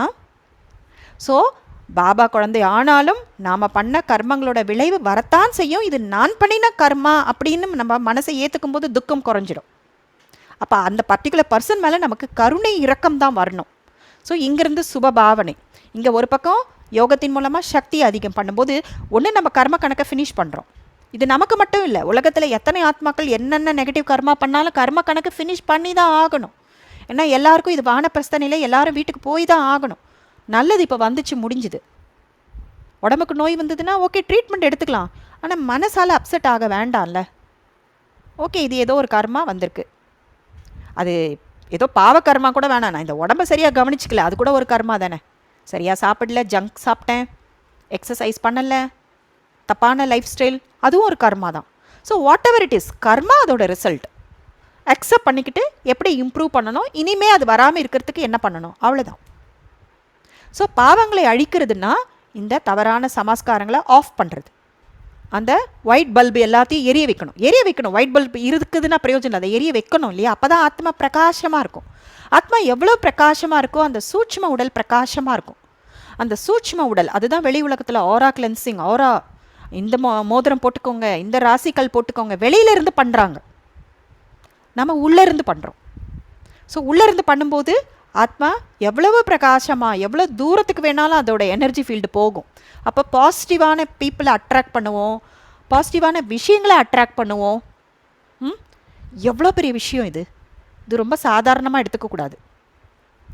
ஸோ யாராவது தப்பாக பேடாக பிஹேவ் பண்ணுறாங்க, ரூடாக பிஹேவ் பண்ணுறாங்க, சில்லியாக நடந்துக்கிறாங்க, பொய் சொல்கிறாங்க, என்னென்னவோ பண்ணுறாங்க, ஆனால் நான் கோவப்படுறேன், கத்துறேன், அப்செட் ஆகிறேன், டிஸ்டர்ப் ஆகிறேன்னா என்ன ஆகிடப்போகுதுங்க? யாராவது சொல்லுங்கள். எனக்கு நானே நஷ்டத்தை ஏற்படுத்துகிறேன். எக்ஸாக்ட்லி. இந்த லைன் ஞாபகத்தில் இருக்கணும், எல்லாரும் நோட் பண்ணி வச்சுக்கோங்க. எனக்கு நஷ்டம் ஏற்படுது, அதை சொல்லுங்க, டக்குன்னு ஆஃப் ஆகிடும். சாய் சிஸ்டர் இது ரொம்ப யூஸ் பண்ணுறேன், உடனே ஆஃப் ஆகிடுது. மற்ற ஞானத்தோட பாயிண்ட்ஸ்லாம் கூட மெதுவாக நிறைய டைம் ஆகும். எனக்கு நஷ்டம் நோ. ஸோ மிலிட்ரி சர்வீஸ்லலாம் பாருங்கள், அவங்க வந்து எப்போவுமே சண்டை போட்டுக்கிட்டே இருக்க மாட்டாங்க, ஆனால் எப்போவுமே ஃபிட்டாகவே இருப்பாங்க. எக்ஸசைஸ் பண்ணுவாங்க, பரேடு நடக்கும், ட்ரில் நடக்கும், ப்ராக்டிஸ் என்னென்னலாம் பண்ணணுமோ அதெல்லாம் பண்ணுவாங்க. இதை தவிர ஒரு நாள் முழுக்க சாப்பாடு சமைக்கிறது, மற்ற விஷயங்கள் எல்லாமே நடக்கும், மற்ற டே டு டே ஆக்டிவிட்டீஸும் நடக்கும். ஆனால் அந்த எனிமி அட்டாக் வருதுன்ன உடனே ரெடியாக இருப்பாங்க, டக்குன்னு அந்த நேரத்தில் இல்லை, ஏன்னா ப்ராக்டிஸ் நடந்துக்கிட்டே இருக்குல்ல. ஸோ எனிமி அட்டாக் எப்போ வேணாலும் நடக்கும், சோல்ஜர்ஸ் ரெடியாக இருப்பாங்க. ஏன்னா அவங்களுக்குள்ள அந்த ஸ்மிருதி இருக்கும், நான் போர் வீரன், நான் மிலிட்ரியில் இருக்கேன், நான் மிலிட்ரி சர்வீஸில் இருக்கேன்றதை அவங்க மறக்கவே மாட்டாங்க, தூக்கத்தில் கூட மறக்க மாட்டாங்க. அதுவும் இல்லாமல் அவங்களுக்கு ஃபுல் கான்ஃபிடென்ஸ் வேறு இருக்கும், என்னால் முடியும், என்னால் ஜெயிக்க முடியும், ஐயோ எனிமி ரொம்ப ஸ்ட்ராங், நான் தோற்று போயிடுவேனான்றதே இருக்காது, நான் போரிடணும், இதுதான் என்னோட தொழில். அவங்களோட மைண்டில் வந்து எப்படியும் அந்த எனிமியை ஜெயிக்கணும் அப்படிங்கிறது இருந்துகிட்டே இருக்கும். அந்த 2 மாசம் லீவ் வரும்போது மட்டும்தான் வீட்டு நினைவு வரும் சிஸ்டர், மற்ற நேரத்தில் எல்லாம் அந்த நினைப்பு தான் இருக்கும். அது மட்டும் இல்லை, லீவுக்காக ஊருக்கு வந்தால் கூட கால் வந்துச்சுன்னா உடனே ரெடி ஆகிடுவாங்க. அவங்களோட பேக் எப்போவுமே பேக்டாக இருக்கும், டக்குன்னு கிளம்பிடுவாங்க, டைம் வேஸ்ட் பண்ண முடியாது. கால் வந்துச்சுன்னா போயிடணும், லீவில் இருக்கோன்றதுனால 2 months கன்ஃபார்ம்டெல்லாம் கிடையாது. ஸோ அதே போல் பாபா நம்மளை என்ன சொல்கிறாரு, நீங்களும் சக்தி சேனைங்கிறாரு. இதை வெறும் ஸ்வமானமாக மட்டும் இல்லை, அதோட மீனிங் புரிஞ்சுக்கணும். சக்தி சேனை, வாரியர்ஸ், ஸ்பிரிச்சுவல் வாரியர்ஸுங்கிறாரு. ஸோ நாமளும் எப்போவுமே ஃபிட்டாக இருக்கணும், எப்போ வேணாலும் சண்டை வரலாம். என்ன சண்டை? ஆக்சுவலாக நம்மளோட நல்ல குணங்களுக்கும் கெட்ட குணங்களுக்கும் நடுவில் தான் சண்டை வருது இல்லையா? எதிரில் இருக்கவங்க அவங்க சமஸ்காரத்தின்படி தான் நடந்துக்கிறாங்க, அது நம்ம கிளியராக வச்சுக்கணும். அது வேறு மாதிரி இருக்காது, அவங்க சமஸ்காரத்தின்படி தான் அவங்க நடந்துக்கிறாங்க. நான் அதை காரணமாக வச்சு நான் விரும்புகிற சமஸ்காரத்தை வெளில கொண்டு வந்துடுறேன். அதை கொண்டு வரக்கூடாது, இதை தான் கொண்டு வரணும், இதுதான் சண்டை. ஸோ இந்த சண்டைக்கு நம்ம எப்போவுமே ரெடியாக இருக்கணும் இல்லையா? அப்போ அந்த ஸ்மிருதி இருக்கணும் இல்லை? எப்படி அந்த போர் வீரனுக்கு அந்த ஸ்மிருதி எப்போவுமே இருக்குது. பாபா என்ன சொல்கிறார், அந்த ஸ்மிருதிங்கிற திலகத்தை நெத்தியில் வைங்கன்றார். அப்போ அமிர்த வேலையிலேயே அந்த ஸ்மிருதி திலக்கம் வைக்கணும். அமிர்த வேலையில் உட்கார்ந்து நிதானமாக பண்ணுறோம் இல்லையா, நல்ல டைம் எடுத்து. அந்த யோகத்தில் ருசி கிடச்சிச்சின்னா 1 hour கூட பத்தாது. சரி, இன்னும் கொஞ்சம் சீக்கிரமாக எழுந்திருந்தால் நல்லா இருக்கும்ல, நைட்டு கொஞ்சம் சீக்கிரமாக படுத்தா நல்லா இருக்கும்ல, ஏன்னா காலையில் இன்னும் கொஞ்சம் டைம் கிடைக்குதுல்ல. அந்த யோகத்தை டேஸ்ட் பண்ணணும். ஸோ பாபா கிட்ட போய் அந்த ஸ்மிருதி, இந்த திலகம் வச்சுக்கணும். அந்த ஸ்மிருதிங்கிறத அப்பப்போ பார்த்துக்கணும். பாபா என்ன சொல்கிறாரு, சுஹாகுங்கிறார், சுமங்கலிங்கிறாரு. சுமங்கலியாக இருக்கணும். சுமங்கலினா என்ன அர்த்தம்? பொட்டு வைக்கணும். என்ன சொல்லுவாங்க, பொம்பளை பொண்ணு பொட்டு இல்லாமல் இருக்க, போய் வெய், முதல்ல வெய் அப்படின்வாங்க. அந்த பொட்டுக்கு ரொம்ப இம்பார்ட்டன்ஸ். ஏன்னா இங்கே சங்கம யுகத்தோட நினைவார்த்தம் அது. ஸோ நான் எப்போவுமே சுமங்கலியாக இருக்கணும். நான் ஆத்மா, எனக்கு எப்போவுமே ஸ்மிருதிங்கிற இது இருக்கணும். அந்த ஒரு திலகமில் எல்லாமே அடங்கிடுது. நான் யார், பரமாத்மா யார், என்ன ஞானம் கொடுத்துருக்காரு, எதுக்காக இப்போ சங்கம யுகம் நடந்துட்டுருக்கு, ஒரு நொடியில் எல்லாமே வந்துடணும் இல்லையா? ஸோ டிராஃபிக் கண்ட்ரோலில் ரிமைண்ட் பண்ணணும், 1 hourக்கு ஒரு தடவை ரிமைண்ட் பண்ணணும்.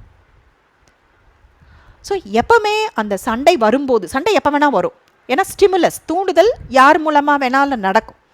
ஒரு மனிதர் மூலமாகவோ ஒரு சூழ்நிலை மூலமாகவோ எப்போ வேணாலும் டெஸ்ட் பேப்பர் அந்த வரும், சுச்சுவேஷன் வரும்.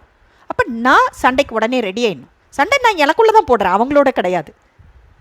இப்போ மற்றவங்கன்னு நினைக்கிறதுனால நம்ம மேலே அட்டென்ஷன் போயிடுது. மற்றவங்க ஓட்டுற வண்டியை பார்த்துட்டே இருந்தோம்னா நம்ம வண்டி குறுக்க நெடுக்க போய் எங்கேயோ போய் முட்டிக்கும். அங்கே அந்த வண்டி மோசமாக ஓடுதுன்னொடனே நம்ம என்ன பண்ணுறோம்?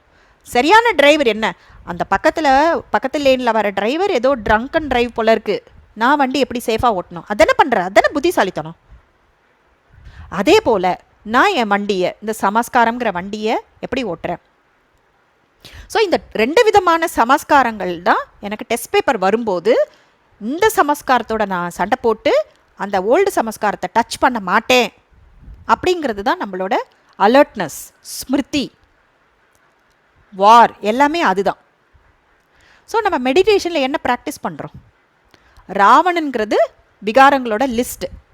நம்ம ராவணனோட இன்ஃப்ளூயன்ஸ்க்கு வரக்கூடாது, அதாவது விகாரங்களை யூஸ் பண்ணக்கூடாது, ராவணனோட குணங்களை நம்ம டச் பண்ணக்கூடாது.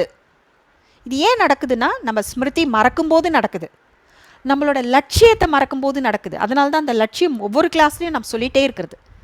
எது உங்களுக்கு மனசுக்கு நெருக்கமாக இருக்குது சிஸ்டர், இந்த லட்சியம் வைக்கும்போது தான் சிஸ்டர் எனக்கு இந்த ஸ்மிருதி கலையாமல் இருக்குது. யாராவது எப்படி பேசினாலும் சரி நான் அந்த ராவணனோட குணத்தை டச் பண்ண மாட்டேன்னு எனக்கு தோணுது. அந்த மாதிரி ஒரு லட்சியத்தை பிடிச்சிக்கோங்க. ஒரு ஃபார்மாலிட்டிக்கு அந்த லட்சியத்தை திரும்ப திரும்ப சொல்லாதீங்க. எல்லாமே சமம் தான், எல்லா லட்சியமும் ஈக்குவல் தான். ஆனால் எந்த லட்சியம் எனக்கு சரியாக இருக்குது? இப்போ பாருங்கள், பிரதர் சொன்னார் எனக்கு நஷ்டத்தை ஏற்படுத்த மாட்டேங்கிறது கூட ஒரு லக்ஷ்மி நாராயணனுக்கு ஈக்குவலான லட்சியம்தான். எப்போதுமே அதை ஒரே ஒரு வார்த்தை எப்போதுமேன்னு வச்சுக்கோங்க. எப்போதுமே எனக்கு நான் நஷ்டத்தை ஏற்படுத்த மாட்டேங்கிறது கூட as equal to becoming Lakshmi Narayan. So நம்ம லட்சியத்தை மறக்காமல் இருக்கிறது. மறந்து போயிட்டா தவறான சமஸ்காரத்தை டச் பண்ணிடும். ஸோ அந்த நேரத்தில் வித்ட்ரா பண்ணும்போது அந்த நேரத்தில் என்ன தாட்டு க்ரியேட் பண்ணணும்? ஆமை மாதிரி உள்ளே போயிடுறோம், அந்த நேரத்தில் தாட்டு க்ரியேட் பண்ணணும் இல்லையா? அந்த தாட்டோட லிஸ்ட்டு தான் நம்ம முன்னாடி ஷேர் பண்ணோம். இப்போவும் அதெல்லாம் நம்ம திரும்ப திரும்ப அதை தான் பார்க்குறோம். ஸோ என்னோடய பழைய பிலீஃப் சிஸ்டம் இதுதான் மாயா. இதெல்லாம் மாயா. ஸ்மிருதியை மறக்கிறது, லட்சியத்தை மறக்கிறது, ஞானத்தை மறந்துடுறது, பழைய பிலீஃப் சிஸ்டத்துக்கு போயிடுறது, இதெல்லாம் தான் மாயா. ராமாயணத்தில் எப்படி காமிச்சாங்க? ராவணனோட என்ட்ரி ஃபஸ்ட்டு வரல, ஃபஸ்ட்டு சூர்பனகை தான் வருவாங்க. சூர்பனகை வருவாங்க, அதுக்கப்புறம் தான் ராவணனோட என்ட்ரி. ஸோ இந்த மாயாலாம் வரும்போது இந்த ஸ்மிருதியை மறக்கிறது, ஸ்ரீமத்தை மறக்கிறது, ஞானத்தை மறக்கிறது, இந்த மாயா வரும்போது நம்ம தவறான சமஸ்காரங்களை டச் பண்ணிடுறோம். ராவணனை நம்ம வெத்தலை பார்க்க வச்சு அழைச்சிடுறோம். ஸோ பாபாவை எப்பவுமே நினைவு பண்ணுறதோட காரணம் என்னென்னா, ஒரு ஃப்ரெண்டாக நம்ம கூட இருக்கணும். பாருங்கள், ஃப்ரெண்டு நல்லா யோசிச்சு பாருங்கள், ஃப்ரெண்டு கூட எப்படி இருப்போம்? தோள் மேலே கை போட்டுக்கிட்டு அவ்வளோ க்ளோஸ், அவங்களுக்குள்ள ஈகோ ப்ராப்ளமே இருக்காது, அக்செப்டன்ஸ் அந்த அளவுக்கு இருக்கும். ஆனால் எப்போவுமே அதாவது நல்ல ஃப்ரெண்டாடா நீ, எதாவது தப்பு நடந்துட்டா கெடுதல் பண்ணிட்டா என்ன சொல்லுவோம்? நீ இதெல்லாம் ஃப்ரெண்டுங்கிறதுக்கு லாய்க்கே இல்லைன்னு. அந்த தவறு பண்ணும்போது அவங்க ஃப்ரெண்ட்ஷிப்பே ஆக்சுவலாக ஃப்ரெண்ட்ஷிப் கிடையாது. அப்போ ஃப்ரெண்ட்ஷிப்னாலே பியோர், ஃப்ரெண்ட்ஷிப்னாலே நல்லது செய்யணும், ஃப்ரெண்ட்ஷிப்னாலே தப்பு செய்யும்போது சொல்லிக் கொடுக்கணும், கூட இருக்கணும், விழுந்தா கையை கொடுக்கணும், இதுதான் ஃப்ரெண்ட்ஷிப். அப்போ பாபாவை ஃப்ரெண்டாக்கிட்டா டீச்சராக ஞானம் கொடுக்குறாரு, ஆனால் ஃப்ரெண்டு தான் கூடவே இருப்பாங்க. இன்றைக்கி கூட பாருங்கள், இந்த இளவட்டங்கள்லாம் என்ன பண்ணுறாங்க, யூத்து என்ன நடந்தாலும் உடனே ஃபேஸ்புக்கில் ஸ்டேட்டஸ் அப்டேட், உடனே வாட்ஸ்அப்பில் என்ன ஒன்றுமே இருக்காது, சின்ன விஷயமா இருக்கும், உடனே ஃப்ரெண்ட்ஸ்க்கு சொல்லிடுது, ஷேரிங். அந்த மாதிரி பாபாவை கூட வச்சுக்கிட்டு அவர் கூட பேசிக்கிட்டே, எப்படியும் உள்ளுக்குள்ளே பேசிக்கிட்டு தானே இருக்கும். அது பாபாவே இருந்துட்டா, பாபாவை ஃப்ரெண்டாக இருந்துட்டா எவ்வளோ நல்ல ஃப்ரெண்ட் இல்லை? சுயநலமே இல்லாத ஃப்ரெண்ட். அவர் ஞாபகப்படுத்துவார், இதை செய், டக்குன்னு உள்ளே போயிடு, இந்த தாட்டை கிரியேட் பண்ணு, ஞானத்தில் இந்த பாயிண்ட் இதெல்லாம் அனுபவம் பண்ணணும். இது பண்ணாதான் பாபாவோட அனுபவம் நமக்கு இருக்குன்னு அர்த்தம். இல்லைன்னா என்ன ஆகுது? சடங்கு சம்பிரதாயம் மாதிரி ஆகிடும். பரந்தாமம், பாபா ஒளிப்புள்ளி, நான் போனேன், லைட் பார்த்தேன், வந்தேன், அது மட்டும் இல்லை, அது கூட புரிந்து செய்யணும். புரிஞ்சு செய்யும்போது அதுக்கான பலன் கிடைக்கும். ஸோ பாபாவை எப்பவுமே ஃப்ரெண்டாக கூட வச்சுக்கும் போது அந்த பவர் டு வெட்ராங்கிறது ரொம்ப ஈஸியாக வரும். ஸோ அவர் நம்மளோட ஸ்மிருதியை உயிரோட்டமாக வச்சுப்பார், ஞானத்தை ஞாபகப்படுத்துவார். பழைய பிலீஃப் சிஸ்டம் வரும்போது குழந்தை இப்படி இல்லை அப்படின்னு வரும், லட்சியத்தை ஞாபகப்படுத்துவார். ஓகேவா? இப்போ நம்ம ஒரு 1 minute மெடிடேஷன் பண்ணலாமா? ரெடியா எல்லாரும்? Okay sister. Okay ready. Sister. நன்றி சிஸ்டர். ஓம் சாந்தி. ஆக்சுவலாக நான் இங்கே 1 மினிட்னு சொல்கிறேன், ஆனால் நான் எக்ஸ்பிளைன் பண்ணுறதுனால கொஞ்சம் அதிகமாக டைம் எடுக்கலாம். நீங்கள் புரிஞ்சுக்கிட்டு நீங்களே பண்ணும்போது அந்த 1 மினிட் மெடிடேஷன் உங்களுக்கு வரும். ஓகே, ஸோ நம்ம என்ன பண்ண போகிறோம்னா சூக்ஷ்ம உடலோட சூக்ஷ்ம வதனத்துக்கு போயிட்டு பாப்தாதா கிட்ட இதெல்லாம் பேச போகிறோம். ஓகே, ஸோ காலையில் எல்லாரும் ப்ராக்டிஸ் பண்ணியிருப்பீங்க. அதனால் இப்போ நீங்கள் நிறைய டைம் எடுத்துக்காமல், அதாவது புத்தியில் நம்ம சரீரங்கிற உணர்வை எடுத்துடணும். இப்போ நாம் சூக்ஷ்ம உடலை தாரணை செய்கிறோம். நான் ஆத்மா, ஒளி புள்ளியாக பிரகாசமாக ஜொலிக்கின்றேன். என்னிடம் இருந்து பிரகாசமான ஒளி இந்த உடல் முழுவதும் உச்சந்தலையிலிருந்து உள்ளங்கால் வரை பரவி ஸ்தூல உடல் மறைந்து சூக்ஷ்ம உடல் எமர்ஜ் ஆகிறது. இப்பொழுது நான் என்னுடைய புத்தியினாலும் உணர்வினாலும் சாகார உலகத்தை விட்டு பிரிந்து சூக்ஷ்ம வதனத்துக்கு செல்கிறேன். சூக்ஷ்ம வதனத்தில் 1000 சந்திரனை ஒன்று சேர்த்தார் போல வெண்மையான பிரகாசமான ஒளி. பாப்தாதா என் முன்னே பிரகாசமான ஃபரிஷ்தா உடலோடு நெற்றியில் 2 வைரமணிகள் ஜொலிக்கின்றன. பாபா இரு கரங்களால் என்னை நோக்கி தான் அருகே வரும்படி அழைக்கின்றார். பாபாவுக்கு மிக அருகில் நெருங்கி செல்கின்றேன். பாபாவின் பவித்திர தன்மை, பாபாவின் தெய்வீக குணங்கள், தெய்வீக சக்திகள் ஒளி மண்டலமாக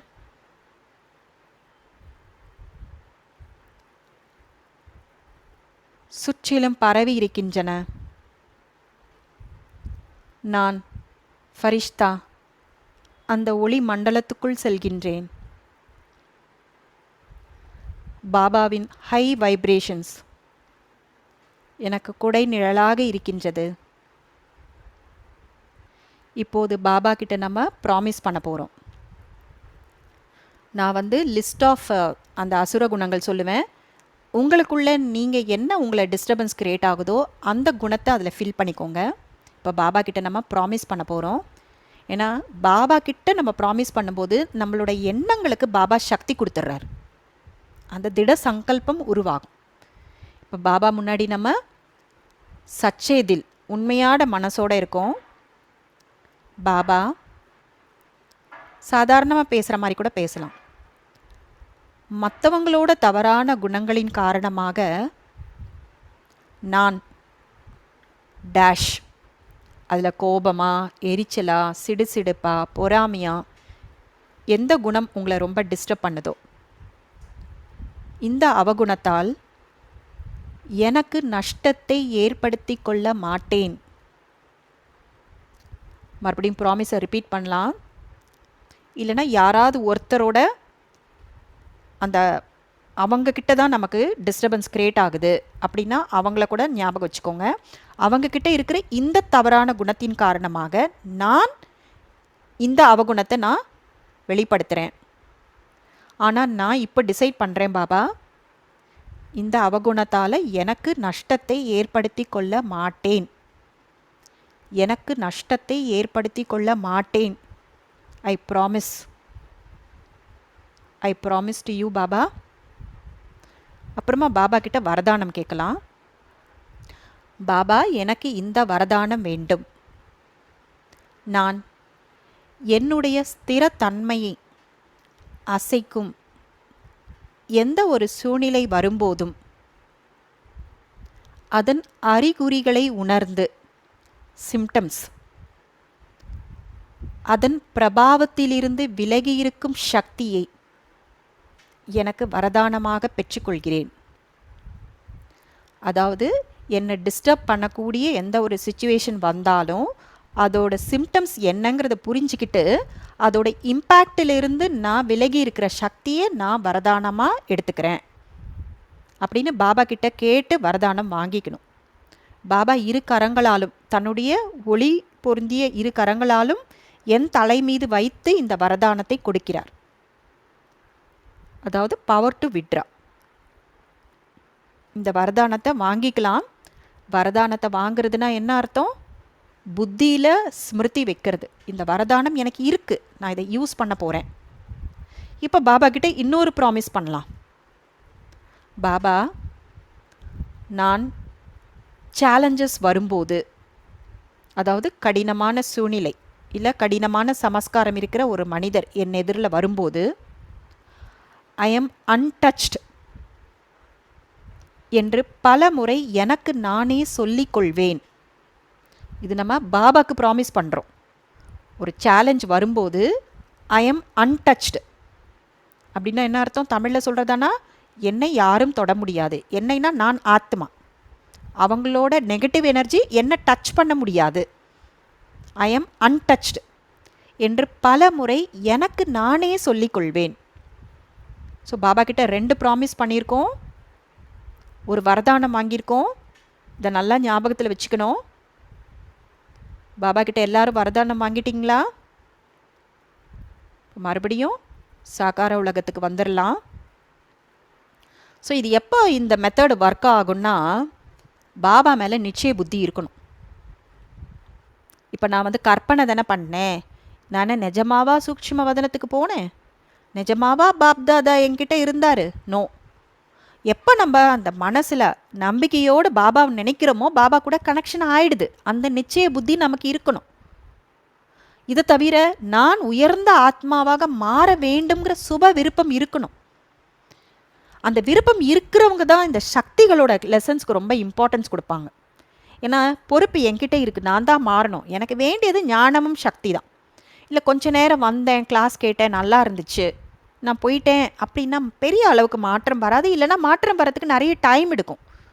நான் உழைக்கிறதுக்கு ரெடி, எனக்கு வேணும், நான் டிஸ்டிங்ஷனில் பாஸ் பண்ணணும் அப்படிங்கிற அந்த சுப விருப்பம் இருக்கணும். ஸோ இது மட்டும் இல்லை, நிச்சய புத்தி சுப விருப்பம் கூடவே நான் கண்டிப்பாக முயற்சி செய்வேன். இப்போ நம்ம என்னெல்லாம் ப்ராக்டிஸ் பண்ணுறோமோ அதெல்லாம் இங்கே என்ன கற்றுக்கிட்டோமோ அதை பண்ணணும். இது ஆக்சுவலாக கிளாஸ் ரூமு, கிட்டத்தட்ட ஒரு லேபு மாதிரி. ஆனால் பயிற்சி பண்ணணும் இல்லையா?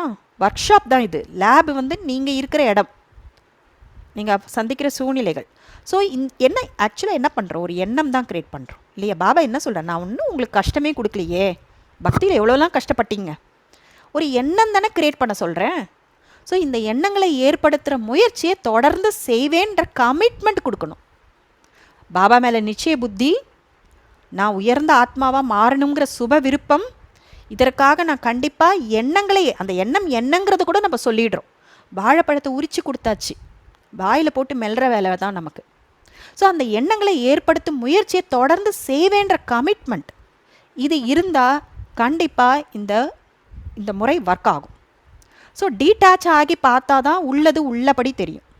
டீட்டாச் ஆகலைன்னா என்டாங்கிள் ஆகிடும். ஓகேவா? ஸோ இந்த விஷயத்தை நம்ம இன்னும் கொஞ்சம் தொடர்ந்து அடுத்த கிளாஸில் டியூஸ்டே பார்க்கலாம். ஸோ இன்றைக்கி நடந்த விஷயங்கள்லாம் மனசுக்குள்ளே அசை போட்டு பாருங்கள், நோட் பண்ணிக்கோங்க, ப்ராக்டிஸ் பண்ணுங்கள். டியூஸ்டே வரும்போது நம்ம இன்னும் இந்த விஷயத்தை இன்னும் கொஞ்சம் ப்ராக்டிக்கலாக என்ன பண்ணலான்றதை தெரிஞ்சுக்கலாம். Okay, thanks to Baba. ஓம் சாந்தி. உங்களுக்கு தான் தேங்க்ஸ் சொல்லணும். நீங்கள் ரொம்ப அருமையான வகுப்பு. தேங்க்யூ. ஓகே, ஓம் சாந்தி.